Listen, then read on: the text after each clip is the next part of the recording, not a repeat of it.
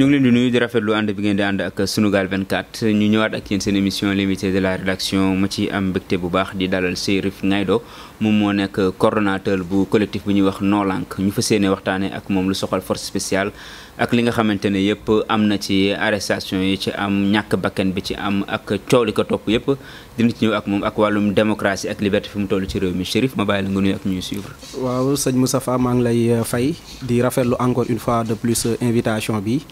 à chaque fois bu actualité amee comme ni nga koy defee rek di invité ay nit ñu ci joxe seeni xalaat. donc di nuyu internetu Sunugal 24 di ñaan yàlla aussi ñu bañ fi wax li nga xamante ni aussi dinañu ci xeebe incha allah. ok Cherif wax ji dañ koy doore ak coowal force spéciale ndax gëm nga ko d'abord ne am na ñoo xamante ne amoon nañ projet wala amoon nañ taxawaay boo xamante ne di leen taxawoon a jóg mooy salfaañe dëkk bi. bon personnellement gëw ma ko ndax fi ma ko mën a teg mooy que ne état du Sénégal bu fekkente ne comprendre nañ li nga xamante ni ñu ngi koy dox ñoom dañoo nekk ci seen suite logique. parce que bu fekkee ñun ñëpp ñu ngi rappelé wu ci événement yi nga xamante ni amoon na fi au mois de mars gis nañ ba affaire yi jàllee le ministre de l'intérieur bu see Abdoulaye kii nu mu tati Antoine Diome génn na defoon benn déclaration donc doon wax ne y a des forces occultes mais en même temps y a des comment dirais-je des forces spéciales rébellion donc am na ay termes yoo xamante ni jotoon na ko fa utiliser à l'époque donc quelque temps après ñu gis ne président de la République en personne moom it génnoon na wax ci lu mel noonu donc bu nekkoon benn communication bi nga xamante ni ñu ngi ci doon préparer Sénégalais yi peut-être ki nga xamante ni mënoon na décrypter le message xamoon na ne bés dina ñëw li nga xamante ni ñoom wax nañ ko dinañ xool naka la ñuy def ba légitimiser ko donc ñoom ci seen démarche lañ nekk donc ñoom yemuñu ci loolu kese bañ ci jógee aussi dañoo am benn projet de loi boo xam ne dañ ko dugal assemblée nationale bu fekkee yéen ñëpp yéen a ngi koy rappelé wu à l'époque Noo Lank génnoon nañ bañoon loolu woowoon ci li nga xamante ni moom moo nekk sénégalais yi que ne projet de loi bi bu ñu ko bàyyee mu jàll nañ toll moment yoo xamante ni dinañ bëgg a jóg mu tëñu donc jotoon nañ ci saa bind benn lettre assemblée nationale le président de l'assemblée nationale di ko xamal ne projet de loi d'urgence bi nga xamante ni dañ ko bëgg a modifier code pénal bi ñun Noo Lank d'accord ñu ci parce que liñ bëgg mooy bu fekkente ne jàll na dinañ dem ba restreindre li nga xamante ni moom moo nekk les libertés individuelles donc à l'époque woowoon nañ ci les politiques mais ils n'avaient pas réagi woowoon nañ ci la société civile sénégalaise aussi beaucoup de gens parmi eux n'avaient pas réagi am na li nga xamante ni jotoon na ci am assemblée nationale gisoon nañ bañ koy voté ak député opposition bi nga xamante ni jotoon nañ ko bañ donc pour te dire que ne nu mu tuddati état du Sénégal ci démarche bi nga xamante ni ñu ngi ci woon depuis événement yi nga xamante ni amoon na au mois de mars ñoom ci seen dynamique lañ nekk donc tey bu ñu toogee ba tey di ñu wax ay affaire de force spéciale je pense très bien que ne léegi nan ngay def éléments yi nga xam ne moom lañ teg ci loxo nit ñi maanaam ñii dañ leen a jàpp ci benn groupe ñu am lu ñu doon nas ñii ñu ne dañ leen doon yónnee xaalis ñii ñu ne dañ doon defar ay cocktail molotov éléments yooyu ñu teg ci la place sur la place publique noo koy def waaw xam nga ñun ñëpp ay sénégalais lañ te ñoom nekkoon nañ opposition xam nañ naka lay opposition di doxee même bu dee am na yoo xamante ni ñun duñ ci d'accord mooy que ne manifestation du ci année yi rek la am donc manifestation yàgg na di am Sénégal yàgg nañ di organiser li nga xamante ni moom moo nekk des rassemblements et heure bu amee aussi dafa am ñoo xamante ni parce que man dama lay jox ay exemples yoo xamante ni ñu daf ñu doon arrivé ñu arrêté ñu par exemple ci ay manifestations mais nga gis am benn sénégalais boo xamante ni moom day ñëw indil ñu lekk ak naan am koo xamante day indi ñëw xaalis jox leen ne leen man par exemple mënuma wàcc sur le terrain peut-être sama liggéey wala am na yoo xamante ni jàpp na ba mënuma ko def donc am leen lii man maa ko participer ci li nga xamante ni combat yi nga xamante ni leen koy mëne donc loolu nekk na ay exemple yoo xamante ni ñun dund nañ ko donc tey bu ñu wax ay financement mais manifestation bu amee am na ti des jeunes yoo xamante ni amuñu passe pour ñu jógee par exemple Kër Massar wala jógee Kaolack dem feneen ak feneen dinañ organiser wu xool def de sorte que naka la ñu mobiliser ay fonds pour que ñooñu ñu mën a déplacer wu donc dañuy def ay appel de fonds donc yooyu bu amee nag ki nga xamante ni par exemple yàlla may na ko koom-koom yàlla may na ko alal boo xamante ni mën na ko ci def da ko ci def parce que c'est ça une révolution aussi une révolution nekkul di wàcc di kaas kese mais une révolution doit être accompagnée boo koy accompagner nag xaalis si la bokk moyen financier si la bokk moyen matériel si la bokk ak yeneen si la bokk donc yooyu yëpp nag mënul ñàkk par exemple ki nga xamante ni xaalisam la yore mënul wàcc sur le terrain moom bu ko neexee mu dugal xaalis ne ah jeunes yi am leen man maa leen jox li ci paas yi ngeen dem c'est tout à fait normal mais lu ci yoonu cocktail molotov foofu laa jëm léegi foofu laa jëm xam nga affaire de cocktail molotov yi nga xamante ni ñu ngi ko fi wax gis nga affaire de yabaate kese la parce que ñun ñëpp ay Sénégal lañ te 90% si ñun jàng nañ dem nañ ci école yi te daan nañ bokk ci ay li nga xamante ni moo nekk ay grève yi nga xam daan na ci am ci école yi mais man mii di wax ak yow je me rappelle très bien ci moment bi nga xamante ni ñu ngi nekkoon élève di jàng fële à Kër Madiabel mais organisé woon nañ fi benn grève boo xamante ni ñun dañ doon defar ay cocktail molotov yoon doon di ko doon dañ daan jël cox ak benn bouteille def ci essence ak mèche dugal c'est-à-dire li fi am la il faut que aussi benn instant nit ñi di waxante dëgg c'est-à-dire ki nga xamante ni dafa bëgg a déstabiliser un état ki nga xamante dañ koy considérer comme une force spéciale je pense que du ci ay cocktail molotov non mais ku nga xamante dafa taxaw pour déstabiliser réew du ces moyens rudimentaires yi lay utiliser pour mën a atteindre état kon xanaa ñun yoruñ état xanaa kon ñun suñu force de sécurité yi nañ ko xoolaat xanaa kon armement bi nga xamante ñu ngi koy génnee par exemple ci bu 4 avril jotee xanaa armement boobu noonu yëpp ay dañ koy def pour lëndëmal bëtu sénégalais yi je pense que bu fekkente ne cas de figure yi am na il faut que état du Sénégal li nga xamante ni mu ngi ci te loolu laay waxal léegi kaddu yi nga xamante ni waxoon na ko au mois de mars moom lay jéem a xool naka la koy légitimiser ci boppu sénégalais yi léegi nag loolu yëpp li ko waral mooy dañoo nekk ci réew mi nga xamante ni tey dafa recul démocratique bi c'est-à-dire fu mu toll sax ñun dafa dem ba daf ñu commencé jaaxal parce que boo demee ci réew ba sénégalais bi amatul droit wala amatul droit bu fekkente ne am na lu ko métti mu mën a wàcc ci mbedd bi kaas ko amatul droit tey bu amee loo xamante ni neexu ko ci doxalinu réewam mu am ay canaux yoo xamante ni mën na ko fa exprimer bu demee ba tey les libertés individuelles da ngay dem ba tey da ngay toog sa biir kër ñu ñëw jël si la parce que yóndee nga benn message parce que joxe nga ay xaalis pour ay jeunes yoo xamante ni bëgg nañ dem ci ay manifestations. mais est-ce que fi terrorisme toll ci jamono ji moo tax ñu jéem a jël les devant xool naka la ñuy def pour moytandiku parce que dafa am lu fi amoon mars ñu ne dootu fi amati. effectivement donc dama yaakaar ne est-ce que dañuy moytu yu ni mel bañ fi amati moo tax ba léegi message yëpp ñu ciy bàyyi xel. waaw d'accord naa xam nga man dama jàpp ne. rôle police parce que état tamit dafay prévenir. foofu laa bëggoon jëm rôle police mooy prévenir li nga xamante ni moom moo nekk yenn danger yoo xamante ni war na ñëw si seen liggéey la te dañ leen koy nangul ki nga xamante ni sa rôle mooy man li may bañ rek mooy nekk médecin après la mort nga xaar di gis gars yi dina saka nocci nga xaar ba affaire bi dal nga soog a ñëw ne da ngay def ay intervention man d'accord ma ci loolu d'accord naa si ñoom ñu user seeni moyens pour képp koo xamante ni taxaw nga pour taal réew mi ñoom ñu teg ci seen li nga xamante ni ñu jàmmaarloog yow c'est tout à fait normal mais nag affaire de terrorisme dafa nekk loo xamante ni lu sérieux la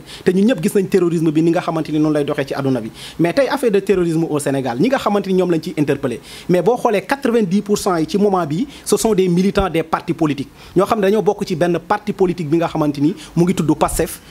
boo xoolee ñooñu la ñuy jàpp di leen di considérer comme ay terroristes te loolu nag day pousser nit ñi à ce que ñu ne état du Sénégal bii ni tey dafa am un adversaire politique bi nga xamante ni bëgg na ko liquider lépp loo xamante ni mën na ko def pour éliminer ko dina ko def parce que tey quoi qu'on puisse dire état du Sénégal man li ma gëm te jàpp ko mooy que bu fekkonte ne affaire de corruption mën nañ ci jàppee par exemple le leader de l'opposition mu nekk Ousmane Sonko konoon tey nii tey mu ngi ci kaso yi mais ba loolu weesoo gis nañ fi li nga xamante ni am na fi affaire de mœurs bi gis nañ ne loolu jàllul tey ñu indil ñu affaire de rébellion loolu peut-être ñu ngi ko commencé waat classé fële tey affaire de force spéciale la je pense que dans un état sérieux dafa am loo xamante ni dañ ko warul fooye lu jëm ci wàllu terrorisme waruñu ko fooye lu jëm ci wàllu force spéciale waruñu ko fooye dañoo nekk ci réew mi nga xamante ni yàlla dimbale nañu depuis toujours stabilité am na fi depuis toujours dal am na fi léegi nag dafa am loo xamante ni dañ koy constater tout le temps parce que des fois di nga gis nit ñi ne la ay affaire de force spéciale mais yow mi nga xamante ni yàgg nga wàcc sur le terrain di gis ne à chaque fois que ñu autoriser ay manifestation dara du ci am mais pourquoi pas bu ay nit jógee taxaw ne dañoo bëgg a manifester ñu jox leen autorisation ñu manifester ko pourquoi pas tey bu nit ñi amee li nga xamante ni métti na bëgg nañ dem place sangam taxaw foofu noonu pour une durée bien déterminée parce que booy dugal sa déclaration de marche da nga naan dama bëgg a marcher entre 15 heures ba 17 heures wala ba 18 heures mais kooku noonu boo ko defee tey jox ko moom mu pare te beneen exemple boo xam ne mën naa la ko jox est-ce que yow ci moment bi nga xamante ni depuis ba ngay commencé di wàcc sur le terrain gis nga benn policier homme de tenue boo xamante ni askan wi dal nañ seen kaw et pourtant bu fekkente ne rappelé wu nañ tuuti ci mois de mars tolloon nañ ci occasion yoo xamante ni policiers yi dañoo nekkoon situation de faiblesse mais lan lañ gis dañoo gis sénégalais yi dañoo jëkkati ndox di leen di may ñuy naan ñii am na ci benn pick-up boo xamante dafa daan woon sax sénégalais yi ñoo ko yëkkati c'est juste pour te dire que ne le rapport entre le citoyen et l'homme de tenue ñun dañ koy préserver parce que dañoo jàpp ne suñu kaaraange ñoom ñoo ñu ko yoreel waaye nag bu ñu demee nag bay commencé di abusé wu laa nag war nañ leen mën a interpeller. ok Chérif dañuy ñëw ci li nga xam ne mooy dossier yi fi nekk jamono ji rawatina mbirum dañ koy doore ak Pape Mamadou Seck ñu xam lañ ne dafa réer dafa daw sax la ñuy wax dafa daw bu ñu jëlee kàddu yi nga xamante ne moom la colonel Bertrand Bokandé wax naka nga gisee arrestation ak rëcc nga xamante ne rëcc na ko. waaw bon su ma ñëwee ci arrestation bi parce que su ma juumul Pape Mamadou Seck moom ñu ngi ko arrêté woon ci veillu manifestation bi donc bokk na si ñi nga xamante ni ñoom lañ njëkk a interpellé et d'après information yi nga xamante ni am nañ ko ci aussi dañ ko ne woon pour mu yóbbu leen kër ki nga xamante ni moo nekk Akhenaton su ma juumul donc mu bañoon si lañ ko jëloon yóbbu ko fi nga xamante ni moom moo nekk garde à vue donc ba li ci am ci d'après information yi nga xamante ni am nañ ko ci parce que maa ngi suivre léegi ki nga xamante ni nekkaloon nag moom ci violon bi mu nekk Bayna bu nitu dëgg valeur donc ñoom ñaar lañ bokkoon arrêté ndoor bon bokkoon après lañ ko fe la leen fekk si li nga xamante ni moom moo nekk garde à vue bi donc am na ay information yoo xam ne joxe na ko ci xamal nañu ne ci moment yi nga xamante ni ñoom nekkoon nañ ensemble dafa nekkoon ci situation bu critique dafa feebaroon ba dañ ne ko woon dafa amoon problème mu rein ñoom ñoo leen ko sax ñoo ko doon dimbale ci li nga xamante ni moom moo nekk cellule bi donc tey bu loolu amee aussi ñu toog quelque temps après parce que avant li nga xamante ni moo nekk daw bi daf ci am loo xamante ni information boo xam ne moom moo njëkkoon circuler mooy que ne dafa dee donc information boobu noonu jàll na ci réseaux sociaux yi mais ba tey man personnellement parce que le plus souvent du ma bëgg di wax ci loo xamante ni awma ci ay preuves à 100% mais li nga xamante ni am naa ko ci comme information mooy que ne dafa feebar te avant li nga xamante ni arrêté nañ ko feebar bi daan na ko tëddal ba daan na hospitalisé ci li nga xamante ni moo nekkoon affaire de insuffisance rénale donc ay information loo xam ne am nañ ko ci léegi nag daf ci am loo xamante ni am na parce que dañ ne ñu pavillon spécial la dawee léegi nag nan la dawee ci yan condition la génne je pense que à un moment donné dafay baax aussi ñu leeral li nga xamante ni moom moo nekk la lanterne des Sénégalais nit ñi comprendre c'est-à-dire fii nan la fi nit war a mën a génnee ci yan condition c'est-à-dire doone ma pavillon spécial amul ay caméra de surveillance yi war a mën a wone ne moom ba muy génn nii la génnee wala kii moom moo ko dimbale c'est-à-dire ñu mën a situer les responsabilités dafa yomb trop donc bu ñu génnee tey def benn communication rek que ne dafa daw te lu mën a nekk la parce que ñaari hypothèse yëpp mën na nekk mën na fekk dafa daw comme mën na fekk leneen am na ci ñaanuñu yàlla parce que bu ñu sañoon tey teesu daw bi moom mu valable xaw ma ndax yaa ngi comprendre fi ma bëgg a waxee parce que ñaanaluñu ko yàlla tey mu génn àdduna comme nu koy ñenn ji waxee man li nga xamante ni moom laay ñaan mooy que ne yàlla na fekk ne teesu daw bi moom moo nekk lu valable moom moo nekk lu réel et man dama gëm ne sax dafa daw man personnellement dama gëm ne peut-être war na mën a nekk léegi nag nan la nekkee dafay baax nag. fan nga ko teg loolu. fi ma ko teg mooy que ne nit ku nekk rek am na ñoo xam ne boo ko ci ñi gëm ne dañ ko faagaagal. non man dama gëm ne buñ ko faagaagaloon dinañ génn taxaw ne dañ koo faagaagal parce que état bu la faagaagalee ñaata nit lañ fi faagaagal ci ay garde à vue te état day génn def ay communication yoo xamante ni après ñu jeex mu jàll ci leneen je pense très bien que ne tey bu fekkonte ne loolu am na état du Sénégal nu mu tuddati administration pénitentiaire dañu génn ne dafa dee léegi nag mën nañ joxe mën nañ la wax ne nii la dee fekk loolu amul dañ ci def ay enquête yoo xamante ni du mujj fenn donc man moo tax ma gëm ne lu mën a nekk la moom mu évadé lu mën a nekk la mu évadé mais rëccam bi tamit am na ñoo xamante ne léegi beneen lëtt na def ci am mooy soxnaam si nga xam ne nee na jot gisuñu ko loolu tamit évasion bi dafay doon beneen mbir lay jël quoi. effectivement parce que affaire de soxnaam bi ba mu amee man am na ci koo xamante ni daan nañ ci waxtaan moom ak soxnaam xamante nañ donc kooku soxna si woo na ko bien avant moom en personne quelques jours après. si lim ma wax mooy que ne dig woo na ko di ko doon parce que bañ tracé appel yi gis nañu da doon communiquer ak moom. ak soxna soosu noonu. donc quelque temps après mu jotaat nee na moom mu ngi koy tenté ba sonn mais mënu ko jot. donc li nga xamante ni mën naa ko wax ci loolu man dama jàppoon ne sax bu cas de figure yi amee dañuy jël si soxna si def ko garde à vue parce que yooyu day am. c'est-à-dire pour contraindre li nga xamante ni moo nekk le mari bu fekkente ne dafa daw mu ñibbisi parce que man hypothèse boobu noonu laa jëloon teg ci kanam parce que dama ne bu cas de figure yi amee dañuy jël ki nga xamante ni moom moo nekk soxnaam téye ko en garde à vue pour pousser jëkkër ji moom mu ñibbisi waat donc ba tey mooy li may wax rek amuñu ci assez d'information moo tax mënuñu ci sori bu baax a baax a baax. say kàddu léegi da nga ne xanaa amuloon caméra de surveillance xanaa amul woon ba pare nga wëlbatiku ànd ak li nga ne gëm nga ne tamit dafa daw kon yaakaar nga ne war na mën a jaar entre les mailles des filets pour mën cee génnoon loolu naka la war a mën ne ci koo xam ne dañ ne pathologie sévère lay dund fi actuellement. waaw xam nga soo gisee ma ne war na mën a nekk mooy que ne dañ fay gis ñaata yoon lañ fi gis ay nit ñu téye leen ñu dee fa administration pénitentiaire génn ne dafa dee ñaata gis nañ fi li nga xamante ni amoon na fi récemment ak Cheikh Niass mi nga xamante ni dañ ne dafa pendroon boppam ci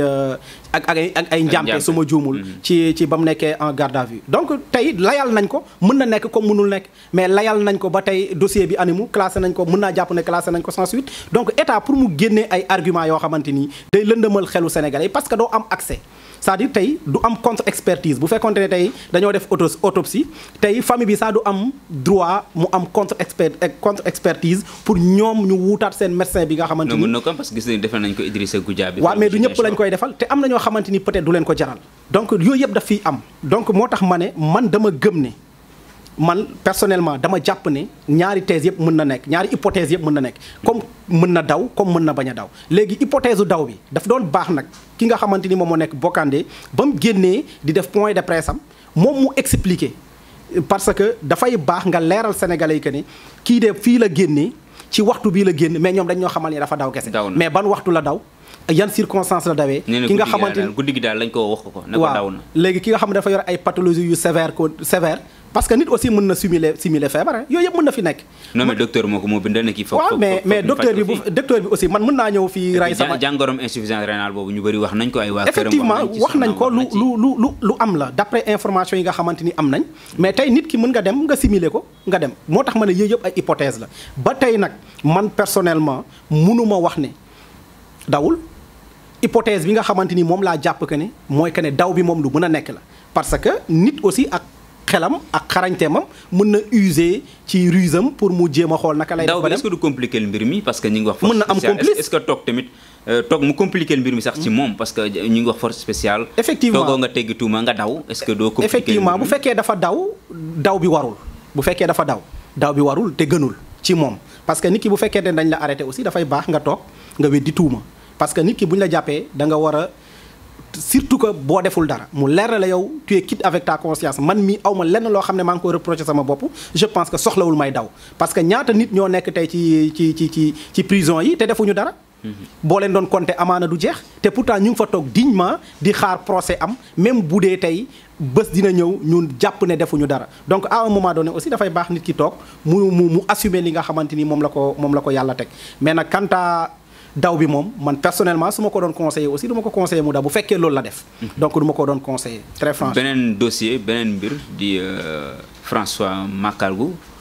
defe naa tur bi noonu la. Mancabou léegi moom nag yàlla dafa def bakkanam daal di des ci mbir mi procureur génn démb di xamle ne dafa doon mbëkk miir ba jaare fa ñàkk bakkanam gëm nga waxi procureur bi. bon am na li ma ci gëm am na li ma ci gëmul li nga xamante ni gëw ma ko. parce que bu fekkente ne ñun ñëpp xam nañ lan moo nekk garde à vue ñun ñëpp arrêté nañ ñu man arrêté nañ ma dugal nañ ma ci cellule nekk naañ fa ay nit. xam nga garde à vue. xam naa garde à vue am na li ma ci xam am na loo xam ne dund nañ ko ci n'est-ce pas donc bu fekkente ne da ngay nekk sa cellule yow kenn kese sax laa mën nañ wax mais tey fi nga xamante ni da nga fay nekk ak ay nit. te procureur dafa génn ne am nañ vidéo bu 13 minutes. boo xamante ni mu ngi wane mu ngi mbëkk miir yi di mbëkk weñ yi je pense que ñi nga xamante dañoo nekkaloon ak moom dañu toog rek croiser seen i bras di ko seetaan non personnellement man gëwuma loolu. comme mën na nekk parce que maa ngi waxtaan ak sama benn camarade Fallou war nga ko xam. moom mu ngi may expliquer que ne mos nañ dugg ci mos nañ leen arrêté ñu am ki ñu nekkaloon koo xamante dafa jékki-jékki rek tëb di mbëkk miir yi loolu moom nee na moom dund na ko kon yooyu yëpp ay hypothèse yoo xamante ni mën na nekk. mais après ñu jàpp leen mais kooku deewul. merci beaucoup deewul dañ ko jàpp li nga xamante ni nag am nañ ko ci comme information maa ngi dégluwaat tout à l'heure avant maa ñëw rek Bayna parce que tey la doon def émission bi jéemoon naa ko contacter même Ousmane Sarr pour ñu gën ñu si jox ay information parce que ñoom ñoo gënoon suivre li nga xamante ni moom moo nekk dossier bi donc Bayna moom mu ngi expliquer ci moment bi nga xamante ni ñoom ñu ngi ko nekkoon ensemble ci li nga xamante ni moom moo nekk garde à vue bi mooy que ne dafa gisoon François Mancabou une personne très sereine ça nit ku dal koo xamante ni am na ñaar ñoo xamante ni jot nañ fa ñëw sax ci ay affaire de xuloo moom moo leen réconcilier ci li nga xamante ni moom moo fa di leen doon conseiller di leen doon tegaat ci yoon donc buñ taxawee tey naan ñu que ne dafa bëggoon suicider wu man wax dëgg fa yàlla hypothèse boobu noonu dama koy exclure léegi nag dafa am leneen loo xamante dafa am ki nga xamante ni moom moo nekk soxnaam déglu nañ ñun ñëpp déclaration boo xam ne def nañ ko si mais ki nga xamante ni aussi moom moo nekk avocat parce que kii di avocat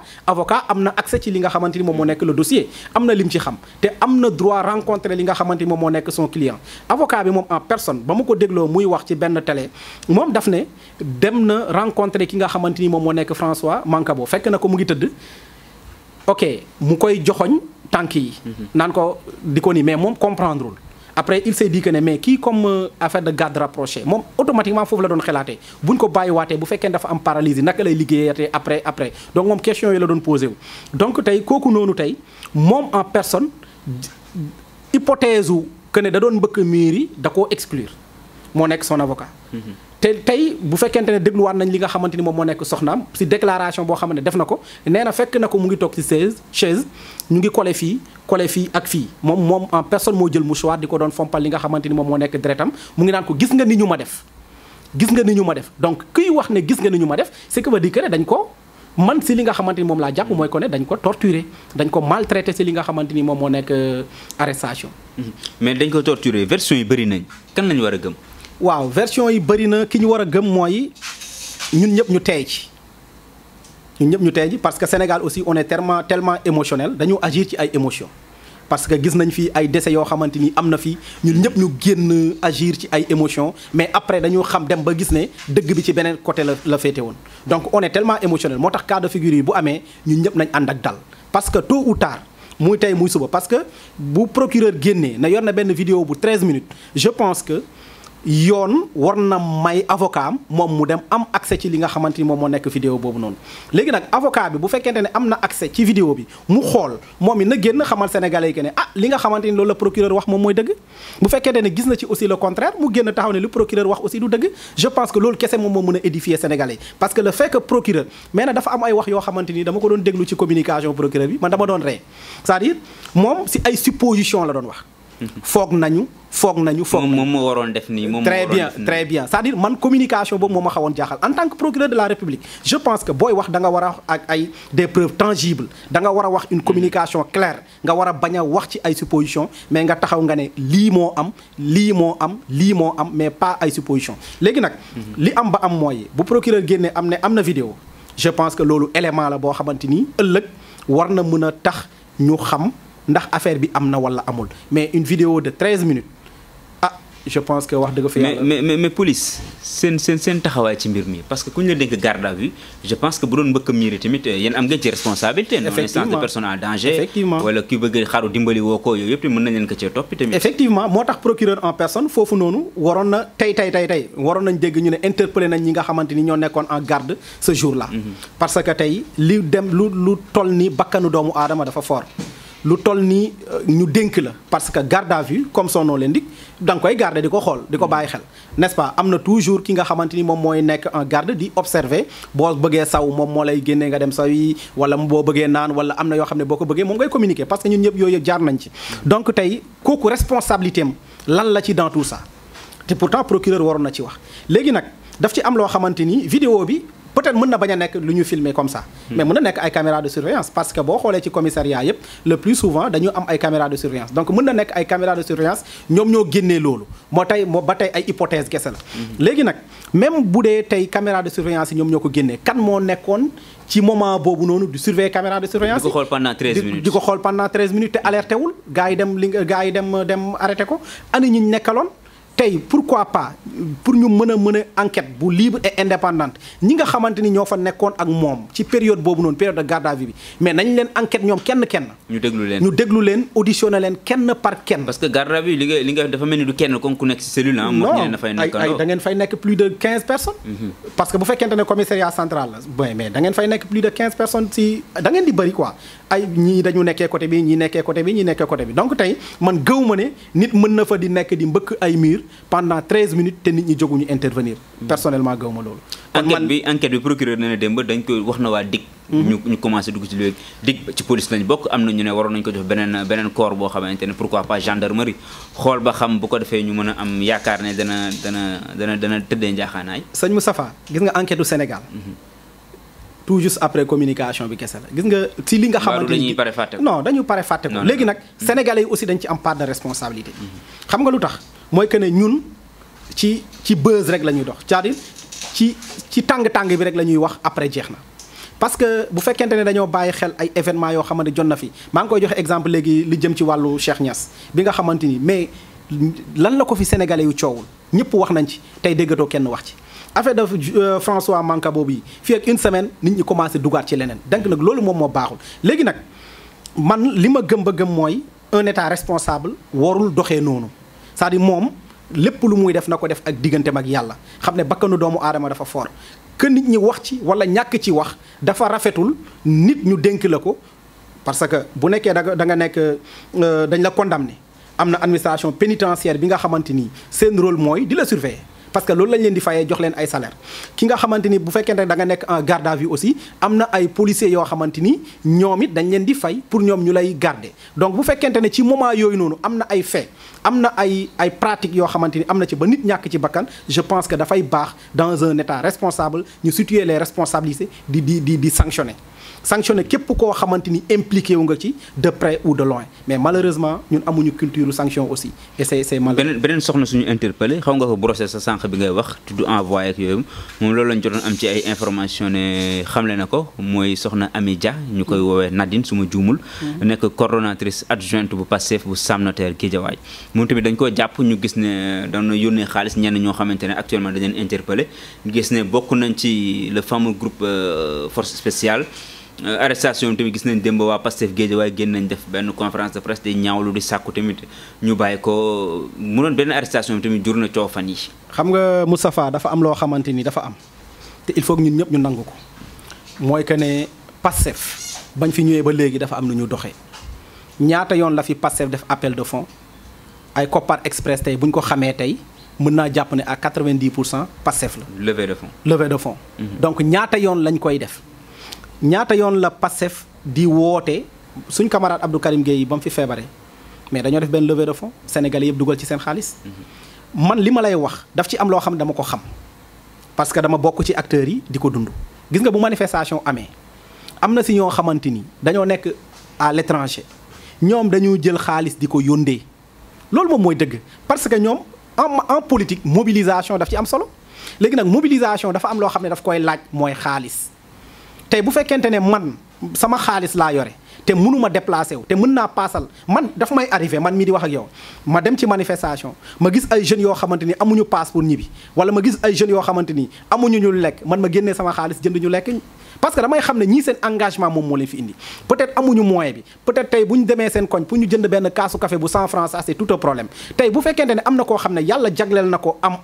te moom mu mën a contribuer financièrement pour ñooñu mën a dem ci manifestation je pense que dañ koy def comme ni koy Sénégal yëpp di defee def leen dem def seen i investigation vous allez voir que ne ñaata yoon la fi nit ñi di jël seen xaalis man am loo xam ne dama ko expérience la dama ko dund ay nit yoo xam ne dañuy génne ñiy génne 10 000 francs ñi génne 100 000 ñi génne leneen ak leen ñu def ko ci pour nit ñi dem si ay rassemblement parce que déplacé wu yombul il faut que ñu xam ne jeunes ñi par exemple bëgg nañ dem ci manifestation yi mais ki nga xamante ni bu xëyee amul kaasu café bu fukki dërëm boo xam ne mën na ko jënd nga woo ko benn rassemblement fële place de l'Obélisque bu fekkente ne tey dimbalee woo ko ci transport bi je pense que du dem donc tey tous ces financements là le plus souvent c'est comme ça que ça se passe et loolu dañ ko fee dañoo gis Pastef ba nga xam parti bi ba mu existé ba léegi noonu lay doxee ñoom le plus souvent dañu def ay levée de fonds nit ñi di ci dugal seen xaalis que ça muy manifestation dañu def ay levée de fonds muy seen gis naa léegi ki nga xamante ni moom moo nekk Cheikh Tidiane Dièye mu ngi def benn mu ngi jàllale benn information comme quoi que ne na ñëpp jàpp ci campagne Yewwi Askan Wi donc Pastef noonu la ñuy fonctionner depuis toujours donc tey bu fekkee dañoo nar a ne képp koo xam ne yónnee nga xaalis dañ la jàpp gëm naa ne du kii yónnee nga yónnee war ka ñeneen ñoo xam ne dañ leen accuser jamono ji waaw mais attends mais am na si ñi nga xamante ni dañ leen jàpp ci affaire de force spéciale yi ñaar dama leen xam kenn ki moo nekk Ibrahima Diédhiou je le connais très bien ci moment bi nga mi ngi actuellement déféré nañ ko Ibrahima Diédhiou dama ko xam su ma la waxee si Ibrahima Diédhiou bugguma wax lu bëri parce que nit ki ma xam la mais fitam rëyul je le connais très bien Ibrahima Diédhiou bu ñu amoon ay moom dafa naan wax ne du dem parce que moom ay lacrymogène moom talut loolu mën na nekk fii di coow kooku noonu est-ce que mën na rey ginaar kooku je le connais dama xam nit kooku noonu du ma ne tàppet la parce que le mot tàppet dafa xaw a diis. mais dafa nekkoon nit ki nga xamante ni. maanaam bëriwul histoire. du nitu fitna bu ñu amoon yenn conférence de presse yi sax da daan daw taxaw à côté ne man moom man moom ñemewuma yi affaire yooyu noonu. je le connais bokk nañ ay groupe yoo xamante ni mën na fa nekk coow mais bu desee wàcc sur le terrain moom si ñi nga dul gis moom si lay bokk. dañ daan toog benn instant sax bu fekkente ne dañ daan am yenn stratégie yoo xam ne dañ ko doon teg dañ ko ci doon génnee. pour wan leen nag kooku moom dañu doon dissuader daf ñu doon teyalloo. ki nga xamante ni moom moo nekk par exemple Babacar Ndaw c'est un jeune bi nga xamante ni mu ngi jógee benn village bu naan Thioyen c'est à 2 kilomètres de Kër Madiabel. Babacar Ndaw magam menuisier bois la ñu ngi ci doon waxtaan démb rek Babacar Ndaw bañ jeudi bi la quitté Kaolack poulailler la yore Kaolack. jeudi bi la quitté pour ñëw assister ci manifestation Yewwi bi comme ni ko sénégalais yu bëri defee parce que bu fekkee yéen a ngi rappelé wu ñaata bisu Yewwi askan wi la fi gars yi arrêté woon gis nañ image yi donc moom en tant que militant mu sentir que ne war na mën a ñëw assister ci manifestation bi autorisé ou pas parce que moom le jeudi la ñëw peut-être xëy na fi ñu leen fekk lañ toog lañ leen arrêté tey boole nañ ko ci li nga xamante ni moom moo nekk force spéciale yooyu parce que dafa affaire yi mu ngi déparé ci benn groupe WhatsApp bi nga xamante ni ñoom ñoo fa nekkoon donc yooyu yëpp day am benn groupe Telegram. très bien benn groupe boo xamante ni ñu nga fa donc foofu lañ doon discuter yenn yi donc bu fekkente ne loolu am na ñooñu ñu nar leen tuddee ay force spéciale kon des forces spéciales amatul valeur. ok mais ñu gis mu doon benn constat boo xam ne ñu bëri dañ koy wax nit ñi di faatu ci prison yi marche ñu réprimer la démocratie Sénégal ndax nekkul jamono ji di jël ay coups. non démocratie Sénégal moom wax dëgg fa yàlla ni muy delloo ginnaaw dafa yéemu ci régime Macky Sall bi parce que Ablaye Wade lépp loo ko mënoon reprocher mooy que ne affaire de manifestation affaire de marche demoon na ba def ne sax dañ leen di takk ay morceaux yu xonq c'est-à-dire pour que nit ki parce que nit ki bu fekkente ne da nga ko dénk sa alal mais am nga un droit de regard ci li nga xamante ni mu ngi koy doxal. c'est vrai léegi nag constitution ni mu mayee président de la république ay sañ-sañ ay pouvoir mu ne ko moom moo nekk le chef suprême des armées il est le gardien de la constitution c'est lui qui définit la politique de la nation. c'est lui qui nomme les ambassadeurs c'est lui qui nomme les hauts fonctionnaires nu ko constitution mayee droit boobu noonu la ma mayee man citoyen sénégalais su ma amee li ma métti ma génn ma taxaw ma manifester. donc constitution bi nu mu mayee président de la république ay pouvoir ba si tabaski bi mu mën a jël mu signé mu gracier ay détenus noonu la ma constitution bi mayee su ma amee li ma métti ma génn ma ñaxtu ko léegi nag lu tax man su ma amee loo xamante ni métti na ma te ñun ñëpp par expérience yoo xamante ni dund nañ ko ñaata yoon lañ fi gis heure bu ñu gisee manifestation mu déborder c'est parce que autorisé wuñu ko mais bépp manifestation boo xam ne autorisé nañ ko man ci expérience laa lay wax buñ paree sax dañ daan ramasser sachet yi nga xamante ni moom moo fa nekk mais nañ ñu jox suñu autorisation mais parfois da ngeen di bëgg manifester buñ ne la autorisé wuñu peut-être ñoom ñoo am information yi tax ñu di ko autorisé. non xam nga information yi gars yi di joxe le plus souvent day nekk ay information yoo xam nga état du Sénégal dafa am loo xamante ni ci tànk yooyu la nekk mooy que ne def ci boppu sénégalais yi que ne ñii ay nitu fitna lañ. léegi pour loolu nag il faut que moom it mu def ay stratégie yi mooy mu organiser ay manifestations yoo xamante ni duñ ko autoriser nit ñi génn wàcc ci mbedd bi parce que am na si ñoo xam ne moom ala kulli xaal boo ne autorisé ou pas dinañ wàcc. léegi nag naka la ñuy def ci boppu sénégalais yi que ne ñii tey nekk ci opposition bi ay nitu fitna lañ loolu la ñu nekk di liggéey te yal na ma yàlla jéggal loolu rafetul. c'est-à-dire dafa rafetul gis nga Macky Sall dafa opposé ba accéder au pouvoir tey ala kulli xaal muy fii ba 2100. dana fi jóge moom ala kulli al day am di nga fi jógee par nii wala nga jógee fi par nele donc comme jóge dina fi am na rafet ba ëllëg tey keneen ki nga xamante ni dina fi ñëw au moins di nga am loo xam ne di nga ko legee mais lu jëm ci wàllu démocratie ci li nga xamante ni moom moo nekk le gouvernement actuel li nga xamante ni ñu ngi ko ciy gis wax dëgg fa yàlla dalul xel très franchement. question troisième mandat dafay revenir actuellement dafa gën a ñëwaat sax parce que ñu bëri jàpp nañ ne législative bu ñu ci jógee loolu mooy xeex bi nga xam ne moom la ñuy sumbaat maanaam jéem a sàkku ni mu amee troisième candidature laata moom troisième mandat bi. waaw bon affaire de troisième candidature je pense que daan nañ ci wax man ak yow te man position bi nga xamante ni moom laa ci amoon mooy que ne man personnellement et toujours damay utiliser personnellement man gëw ma ne Macky Sall dina def troisième mandat man li ma gëm la. mais ak coow li commencé juddu yëpp. léegi nag loolu il y a 2 ans de cela loolu laa gëmoon que ne Macky du def troisième mandat mais si ni ma gisee ni muy doxalee ci démarche bi nga xamante ni am na ko man boo li ma gëmoon démb mu ngi commencé di wàññeeku parce que tey mënuma concevoir nga ne affaire de troisième mandat bi bëgguma ko ci wax. képp koo xamante ni génn na ne yow amoo droit def troisième mandat nga dàq ko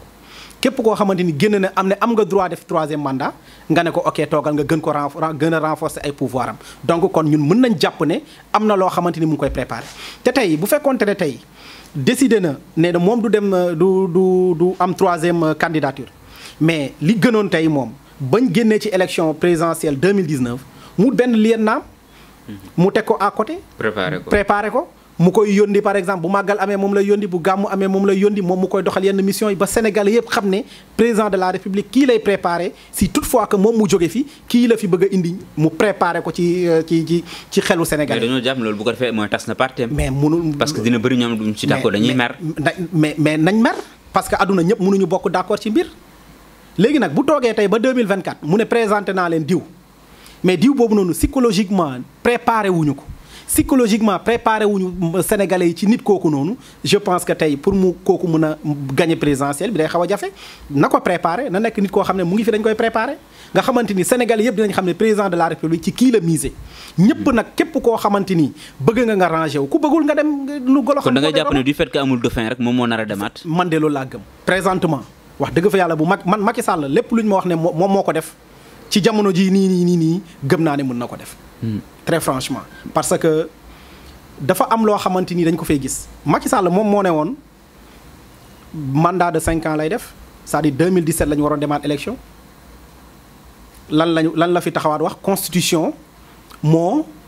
non dafa dem fële ñu ne ko. conseil constitutionnel bi. conseil constitutionnel moo ëpp kaddu président de la république ñu ne ok kon na dem ba 2019 mais bu ñu toogee ba 2024. conseil constitutionnel le président de la république am na droit def 3e mandat xanaa peut-être moom mu am élégance su bàyyi mu ne bien vrai que ne conseil constitutionnel nee na man mën naa ko def waaye man defatuma te man gëw ma ne Macky Sall dina def loolu très franchement parce que ku gis ni muy doxalee parce que Macky Sall dafa am loo xamante ni tey moo koy teree nelaw mooy Ousmane Sonko. ci naka léegi ni mu koy teree nelaw mooy xam na ne tey ak li nga xamante ni jot na fi am depuis 2016 ba tey. si toutefois que ne Ousmane Sonko jot na ci pouvoir bi xam nañ ne ginnaawam du neex bu dul moom mu nekk sa famille politique mais sa famille biologique yooyu yëpp mën na ci am donc tey moom it naka lay def. nga jàpp na arrière am moo tax quoi moo tax ñemewul dem. loolu kese la loolu man boog loolu laa jàpp que ne moom. mais ku dem di nga bàyyi sa ginnaaw dara ah Ablaye Wade am na ñu fi bàyyi. waaw moom tamit mais Ablaye Wade naturellement dina am lu mu fi bàyyi dem. moo tax ma ne léegi nag moom bu sañoon bu koy fii bàyyi mu bàyyi ko ci loxo. Idrissa Seck sax moo ko gënal mu bàyyi ko ci loxo Ousmane Sonko mu bàyyi ko ci loxo Moustapha Niasse bi nga xamante dem na retraite politique sax moo ko gënal mu bàyyi ko ci loxo Ousmane Sonko parce que Ousmane Sonko am na benn langage boo xamante ni moom il a été honnête avec les Sénégalais mooy que ne man su ngeen ma falee lii laay def te nii laa koy defee képp koo xamante ni laale nga ci lii ak lii nañ dal sa kaw. donc il est le seul candidat à le faire. yéen dañ naan yéen Ousmane Sonko ngeen di jàppale yéen ñëpp. xam nga en 2000 activistes yeeg waa mouvement yeeg xaaj bi bu ñëpp ak Ousmane Sonko la ñuy jàppale. d'accord en 2011 2012. newoon nañ fi société civile Macky Sall la ñuy jàppale gis nañ fi Macky Sall déplacé wu dem siège Y'en a marre muy def nii Sénégalais yëpp gis nañ ko teg ci seen. boobu da doon wut. waaw mais lu tax ci moment boobu noonu. newuñu ne société civile bi Macky Sall lañ doon jàppale. xam nga dafa am loo xamante ni moom moo am à chaque fois que société civile le plus souvent day xaw a jege li nga xamante ni moom moo nekk opposition. c'est tout à fait normal. est-ce que amuñu complexe opposition parce que ñu bëri loolu lañ leen di wax. non complexe. laajte leen buñ toogee ñun ak ñoom. laajte leen ñun dañu am ay différence ak ñoom yu métti am na yoo xam ne dañu koy def te ñun duñ ci d'accord dañ leen wax ne li d'accord uñu ci du benn yoon du ñaar yoon man am na ci yu bëri man tey je te dis la vérité man su ma nekkoon Yewwi Askan Wi ma nekk ci leader élection législative yi du ma ci dem. pourquoi. merci beaucoup parce que man dama génn da ngay boycotter. damay boycotter xam nga lu tax may boycotter pour ñi nga xamante ni génn nañ ba ñàkk ci seen bakkan mu nekk ñetti nit ñoo xam dañoo génn dañoo taxaw nga ne ñun duñu dem élection am ñoo xamante ni loolu lañ gëm ba nga àndandoor ak ñoom ñu wàcc ci mbedd bi ba am ay nit ñàkk ci seen bakkan man su ma nekkoon ñooñu pour respecter mémoire ñooñu man du ma dem élection. mais politique tamit dañuy def. la politique de la chaise vide musul fay. non mais d'accord. musul fay kon bul woo nit ñi ci manifestation boo xam ne buñ deewee man damay def. non mais dama woote xam nga na la mel. da nga génn nga ne ñun duñu dem élection d'accord. ñëpp d'accord ñëpp ne Yewwi Askan Wi nee nañ du ñu dem élection bañ. bind élection du fi am. élection du fi am sans liste titulaire bu Yewwi Askan Wi. ba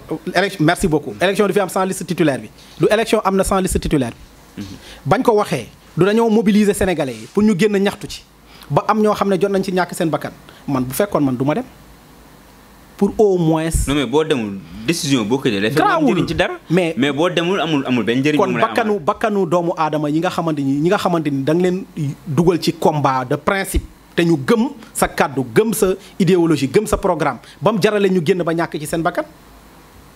kon tey bu fekkente ne Macky Sall taxaw na en 2024 ne day def 3e mandat kon bu kenn taxaw ne Macky Sall respecté wul mémoire ñi nga xamante ni deewoon nañ en 2012. parce que en 2011 2012 ñaata sénégalais ñoo ci dee ci affaire de manifestation yi. une dizaine ah. très bien du dee nañ ci lan lañ doon xeex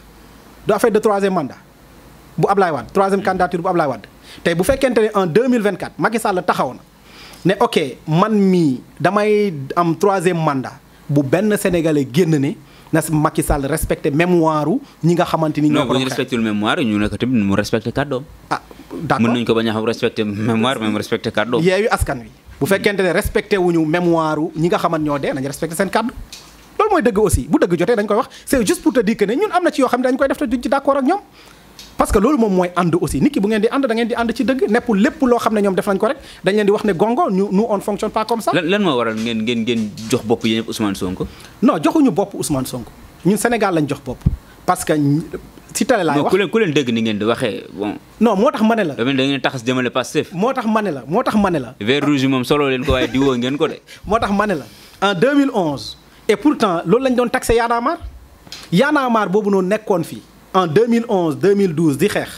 mu doon mener ay combat de principe ba ñu ko doon taxé que ne ñoom dañuy ànd ak ki nga xamante ni moom moo nekk Macky Sall te Y'en a marre boobu noonu tey ñu ngi leen di taxé ne dañu ànd ak Ousmane Sonko kon kan moo changé ci diggante bi est-ce que politique bi moom moo changé wala société civile bi moom ñoom ñoo changé et en grande partie li nga xamante ni moom mooy changement bi moo ci côté politique yi lay jógee mais pas du côté de la société civile je suis désolé de le dire seen position varié wul léegi nag xam nga nan la mel dama lay jox benn exemple tey man mënuma organiser manifestation du contre di opposé wu ci doxalinu président de la république ma ciy gis benn militant parti au pouvoir xel nanguwul loolu n'est-ce pas léegi nag comme mënuma gis militant parti au pouvoir kan laa war a mën a gis sama côté ku dul ki nga xamante ni waa opposition parce que ñoom it da ngeen di dem da ngeen di bokk li ngeen di xeex yéenay bokk jotaay parce que yéen a bokk li ngeen gëm ci ay circonstances parce que ànd yi circonstances yi ñoom ñoo koy définir soit ay circonstances de lieu la de temps la ou de cause la léegi nag temps bi ok manifestation am na parce que ñun am na loo xamante ni tey